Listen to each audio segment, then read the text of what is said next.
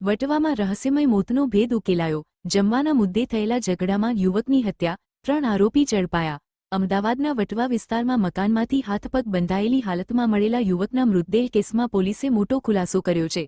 શરૂઆતમાં રહસ્યમય લાગતી આ ઘટનામાં હવે હત્યાનું કારણ અને આરોપીઓ સુધી પહોંચવામાં પોલીસને સફળતા મળી છે, જેમાં 3 આરોપીઓની ધરપકડ કરવામાં આવી છે, જ્યારે એક કિશોર કાયદાના સંઘર્ષમાં હોવાનું સામે આવ્યું છે.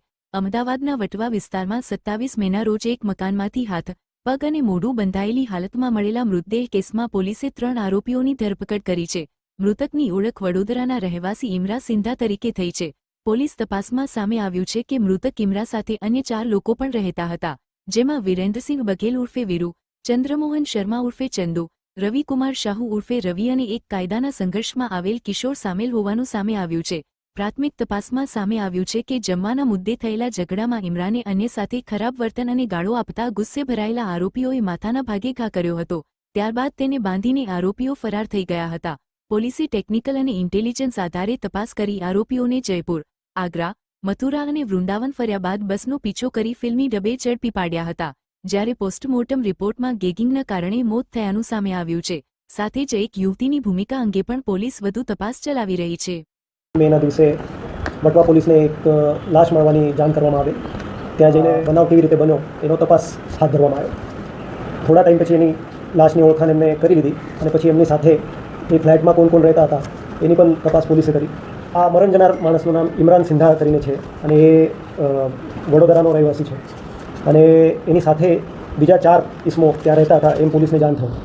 એ 4 ઇસમોના નામો હતા વિરેન્દ્રસિંહ બઘેલ ઉર્ફ વીરુ, ચંદ્રમોહન શર્મા ઉર્ફ ચંદુ, રવિકુમાર શાહુ ઉર્ફ રવિ અને એક કાયદાના સાથે સંઘર્ષમાં આવેલ કિશોર છે. એ લોકો પહેલાં જયપુર ગયા, જયપુરથી ધોલપુર, આગ્રાથી ફતેહબાદ, મથુરા, વૃંદાવન, વઝીરાબાદ, ફરી ફતેહબાદ. પછી ત્યાંથી એ લોકો આગ્રા તરફ પાછા જતા હતા ત્યારે બસનો પીછો કરી એકદમ ફિલ્મી ઢબે એમને પલવલ પાસે પોલીસે ઊભો રાખીને એમને પકડવામાં આવ્યો છે.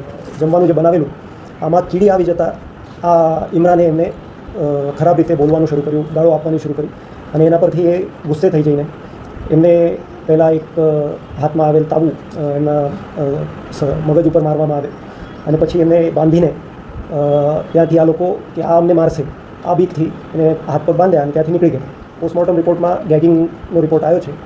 આ યુવતી એમના સાથે પ્રવાસ દરમિયાન હતી. બનાવની જગ્યાએ યુવતી હોવાનો કોઈ પુરાવો અમારી પાસે અત્યાર સુધી આવ્યો નથી અને યુવતી બાબતની તપાસ હજી પણ ચાલે છે.